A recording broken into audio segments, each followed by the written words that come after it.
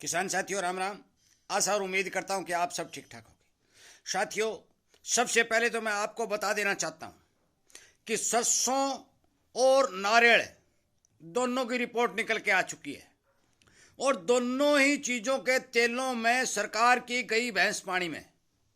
बात साफ और सीधी है। ऐसे संकेत मिल रहे हैं कि मान के चलो कि सरकार को रात को नींद नहीं आ रही है।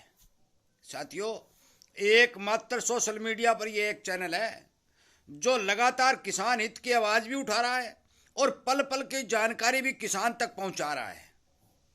साथियों, मैंने 4 महीने पहले एक वीडियो अपलोड किया था और आपको बताया था कि सरसों के अंदर सावधान रहिए, औने पौने दाम में अपना माल मत लौटाइए।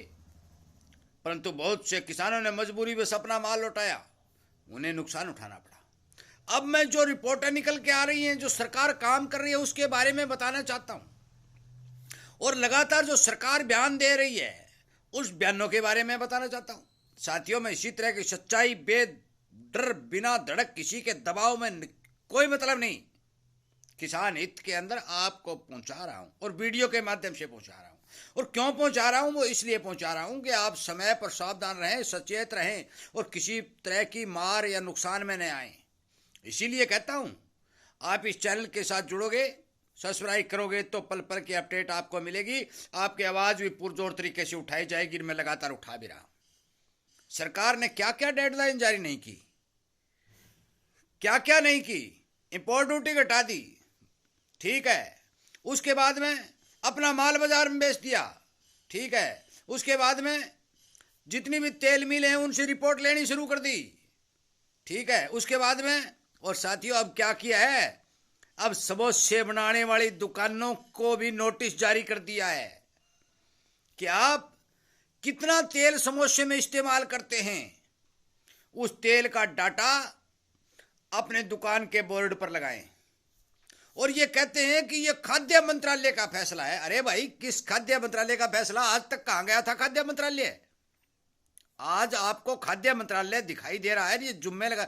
आपको पता है कि देश के अंदर तेल नहीं है। मैं स्पष्ट तौर पर यह बात साथियों आपको बता देना चाहता हूं कि 2.5 करोड़ टन तेल की आवश्यकता इस हिंदुस्तान के अंदर पड़ती है, परंतु देश की उत्पादन क्षमता 130 और 135 करोड़ टन तेल की दिनों दिन ये घटती जा रही है। और क्यों घटती जा रही है? ये सरकार की नीतियों का परिणाम है। आज शिवराज जी चौहान जो भारत के कृषि मंत्री हैं, उन्होंने सीधा बयान दिया कि नकली सामान के ऊपर रोक लगाई जाए, किसान को नकली सामान न दिया जाए। क्यों भाई? जिस समय मीणा जो राजस्थान के मंत्री हैं, उन्होंने छापेमारी शुरू की, उस टाइम कोई बोलने को तैयार नहीं था, चुप था। परंतु हमने वीडियो बनाया, आवाज उठाई, तब इन नेताओं को बोलना पड़ा। तो उस टाइम आप फौज भेज देते, मिलिट्री भेज देते कि जो आदमी किसान को नकली खाद और बीज दे रहा है उसको पकड़ो और जेल में डालो। ऐसा नहीं करते साथियों। ना ही सरकार किसान को समय पर खाद दे रही है, ना ही सरकार पानी दे रही है, ना ही सरकार भाव दे रही है। और नकली सामान का, नकली बीज का देश के अंदर बोलबाला है। दूसरी बात, तेल वाली फसलों के ऊपर लैब के रूप में किसानों को धड़ल्ले से लूटा जा रहा है कि लैब कम है। भाई, लैब किस कारण कम आई? किसान ने तो पुरजोर कोशिश की, मेहनत की, फिर इसकी लैब कम क्यों आई? परंतु मशीनों के जरिए किसान को पूर्ण रूप से लूटा जा रहा है। इन सब का परिणाम क्या निकल रहा है? बहुत से कारण हैं, बहुत से कारण हैं कि फसलों के अंदर रोग प्रतिरोध क्षमता घटती जा रही है, रोग बढ़ते जा रहे हैं। सरकार अपने कृषि अधिकारियों को दफ्तरों में बैठकर एसी की हवा लेने के लिए कह रखी है। भी आप अपने दफ्तरों में रहिए, एसी की हवा खाइए, आपको कोई मतलब नहीं किसान का। कोई डॉक्टर लोग फील्ड में जाकर के रोग बीमारी पर सर्च नहीं करता। जितनी भी एग्रीकल्चर यूनिवर्सिटियां हैं, मैं उनको स्पष्ट तौर पर कह देना चाहता हूं कि अनेक प्रकार के रोग फसलों में आ रहे हैं। तो क्या विशेषज्ञ हाथ पर हाथ धरे बैठे क्या कर रहे हैं? एक देश का वैज्ञानिक हवाई जहाज बना रहा है, एक देश का वैज्ञानिक बड़ी बड़ी मिसाइलें बना रहा है, एक देश का वैज्ञानिक डिफेंस सिस्टम को कंट्रोल करने का सिस्टम बना रहा है। ऐसे ऐसे इंजीनियर इस देश के अंदर हैं। बात कृषि पर आती है, बात किसान पर आती है, तो जितने भी डॉक्टर लोगों की भर्ती सरकार ने कर रखी है, वो किसान की फसलों के ऊपर 0% रिसर्च के रूप में काम कर रहे हैं। क्योंकि जो सरसों मूंगफली आदि, अब मूंगफली का भी मेरे पास डाटा आ चुका है, मैं मूंगफली का भी वीडियो बनाकर आपको अपलोड करूंगा, बताऊंगा कि मूंगफली के की क्या हालत बनने जा रही है। परंतु आज नारियल की सरसों की बात करने जा रहा हूं। साथियों, ये विडंबना है इस देश की। मैं आज सरसों के भाव पर जिक्र नहीं कर रहा हूं, मैं बात कर रहा हूं सरकार की उन नीतियों के, सरकार के उन फैसलों की, जो किसान को लगातार 2 पैसे का फायदा होते जब भी दिखाई दिया, सरकार ने धड़ल्ले से अपना डंडा चलाना शुरू कर दिया। रुकेगा नहीं, 8 महीने बाकी सरसों के आने में, रुकेगा नहीं। साथियों, मैं आपको स्पष्ट तौर पर बता देना चाहता हूं कि जो सरकार लगातार इस तरह के घिनौने फैसले ले रही है, वो कतई किसान हित में नहीं है। समोसे बनाने वाला दुकानदार क्या कोई पिंपे भर भर के तेल यूज कर रहा है?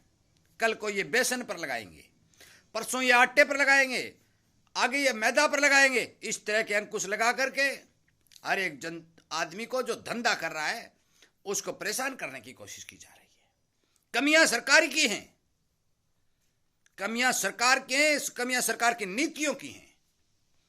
आज देश के अंदर खाद्य तेलों की भारी कमी देखी जा रही है। क्यों देखी जा रही है? क्योंकि मलेशिया आदि देशों ने जिस टाइम 14 फार्मूला लागू किया और अपने देश के तेलन को बायोडीजल में प्रयोग करने की शुरुआत की, उसी समय से उन देशों के अंदर तेल की खपत बढ़ गई। और अब तो यूएस अमेरिका ने भी अपना 50% माल बायोडीजल के अंदर इस्तेमाल करने का आदेश दे दिया और बायोडीजल की मांग धीरे धीरे देश के अंदर भरपूर मात्रा में बढ़ने लगी। तो किसी भी देश के पास बहुत भारी मात्रा में तेल निर्यात करने की क्षमता नहीं बची है। पहले मलेशिया, अर्जेंटीना, यूएस आदि से बड़ा बड़ा भंडार देश के अंदर, आपको याद होगा 2021 और 22 के अंदर, 22-23 के अंदर, 21 के अंदर तेजी में नहीं, पर 22 और 23 के अंदर इतना तेल बाहर से आया, सस्ते दामों पर आया और इतना भंडार खड़ा कर दिया कि किसान की सरसों को औने पौने में खरीदा गया।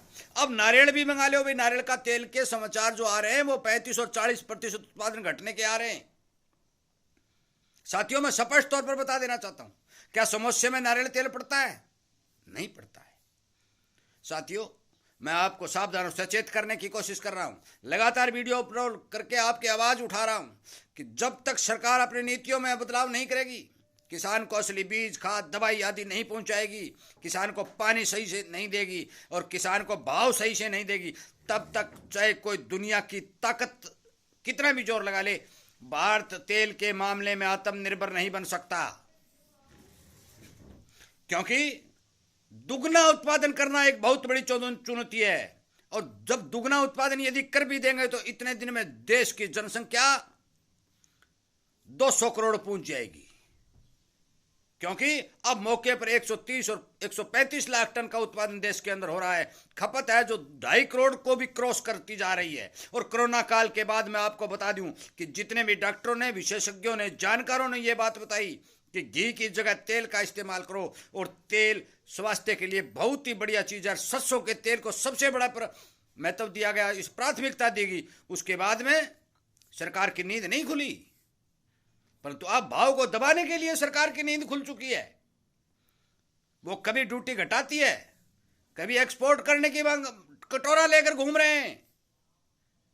साथियों, यह हालत है भारत की।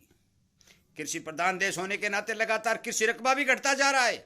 सौर ऊर्जा प्लांट 400 एकड़ में लगाए जा रहे हैं, बहुत रोड लगाए जा रहे हैं, बहुत बड़ी इंडस्ट्री लगाई जा रही है। और बात क्या कही जा रही है कि जिस देश का, सुनिए, जिस देश की अर्थव्यवस्था, जिस देश का एक एक जीव सन 1947 के बाद जो आंकड़े आए उस 70% सिस्टम जो ग्रोथ थी वो कृषि पर टिकी हुई थी, उसको गलत नीतियों और किसान को लगातार मार के कारण आज 12 और 13 के ऊपर लाके खड़े कर दिया। ये सिस्टम यदि इसी तरह चलता रहा तो भारत विदेशों से अनाज मंगाकर इस जनता का पेट नहीं भर सकता। मैं स्पष्ट तौर पर यह बात बता देना चाहता हूं। दुनिया की 20% के लगभग आबादी भारत में रहती है। कितना सामान बाहर से आएगा? सरकार को अपनी नीतियों में बदलाव लाना पड़ेगा। सरकार को इस पर पुनः विचार करके किसान के ऊपर ध्यान देना पड़ेगा, किसान को बचाना पड़ेगा। और किसान को यदि नहीं बचाया जाएगा तो आगे आने वाले समय में, वो दिन दूर नहीं है, ज्यादा दूर वाली बात नहीं है साथियों। आज जो फसलों का उत्पादन भारत के अंदर घट रहा है, ये कह रहे हैं बंपर उत्पादन है, कोई बंपर उत्पादन नहीं है। आपने चने के बारे में, मैंने आपको चने के बारे में बताया भी 80 और 85 लाख टन का उत्पादन था। आपने खपत 1,30,00,000 बोरी टन की थी। 50 लाख टन का सिस्टम कम। नरमा के बारे में हाथ पैर फूल लगे। मूंगफली का मेरे पास डाटा आ चुका है, नरमा का भी आ जाएगा, नरमा का भी दूंगा, बंदोड़ा खड़ का भी दूंगा। आपको एक एक डाटा दिया जाएगा और यह बताया जाएगा कि अब सिचुएशन क्या बनने जा रहा है। परंतु यदि सरकार भाव देने में आनाकानी करेगी, पानी देने में आनाकानी करेगी और नकली वस्तुओं का सिस्टम भारत के अंदर चालू रखेगी, तो सरकार के बड़े बड़े जहाज जो बाहर से सामान भर भर कर आए हुए और आ रहे हैं, वो जहाज इस देश के जनता के खाने की पूर्ति नहीं कर सकते। आपने पीली मटर मंगाई, जो पशुओं को चारा देने वाली पीली मटर, और भारतीय जनता को खिला रहे हो। और सोने जैसा चना, पीला हल्दी में जैसा चना, और किसान का मंदे भाव में लूट रहे हो। इन नीतियों में बदलाव लाना पड़ेगा। साथियों, मैं विनय निवेदन और प्रार्थना करता हूं कि जो इस तरह के वीडियो में बना रहा हूं, जो किसान हित में बना रहा हूं, जो छोटे व्यापारी और दुकानदार को बचाने के लिए बना रहा हूं, उन वीडियो का समर्थन करके आगे से आगे इस तरह के वीडियो शेयर करके भारत की सरकार तक ये बात पहुंचाने की कोशिश करें कि आपने जो कृषि नीति बना रखी है, वो जितनी भी बना रखी है, सारी की सारी आपकी कृषि नीति धराशायी होती जा रही है। दलहन और तिलहन के अंदर देश का उत्पादन लगातार घटता जा रहा है। इस ओर ध्यान दीजिए और दलहन और तिलहन की खेती को बढ़ाने के लिए किसान को सहूलियत, बीज, खाद, दवाई और अपने विशेषज्ञों को रोग के प्रति रिसर्च करके दवाइयाँ प्रदान करने का काम करिए, ताकि किसान को समय पर दवाई मिल सके और रोग की रोकथाम करके ठीक प्रोडक्शन लिया जा सके। साथियों, मोटी मोटी बातें मैंने आपको बताई। यदि मेरी बातें सही हैं और आप इन बातों का समर्थन करते हैं, तो फिर इस चैनल के साथ जुड़िए, इस वीडियो को शेयर करिए और उन सरकारी नुमाइंदों, अधिकारियों, जो हमारे भाई बंधु और रिश्तेदार बैठे हैं, कई बार ये बात आपको कह चुका हूं, उन तक पहुंचाने की कोशिश करिए और अपनी कृषि नीतियों में बदलाव लाने के लिए उन पर दबाव बनाइए, ताकि कृषि नीति को बदला जाए, नकली सामान पर रोक लगाई जाए, किसान को समय पर पानी दिया जाए, खाद, बीज और दवाई की सुनिश्चित व्यवस्था की जाए। और जितने भी कृषि अधिकारी, विशेषज्ञ, डॉक्टर जो मेरे भाई हैं, उनसे मैं हाथ जोड़ के विनती करता हूं कि आप रिसर्च करिए। आने वाले समय में जो भयंकर बीमारी फसलों के ऊपर नुकसान पहुंचाने के लिए अपना भयावह रूप धारण कर रही हैं, उन बीमारियों को कंट्रोल करने के लिए अपने देश के अंदर प्रभावी दवा तैयार करिए। वीडियो सुनने के लिए, लाइक और शेयर करने के लिए, इस चैनल के साथ जुड़ करके संख्या बल को बढ़ा करके किसान की आवाज़ को बुलंद करने के लिए धन्यवाद करते हुए मैं इस वीडियो को विराम देता हूं और उम्मीद करता हूं कि आप इन बातों पर जरूर ध्यान देंगे। जय हिंद।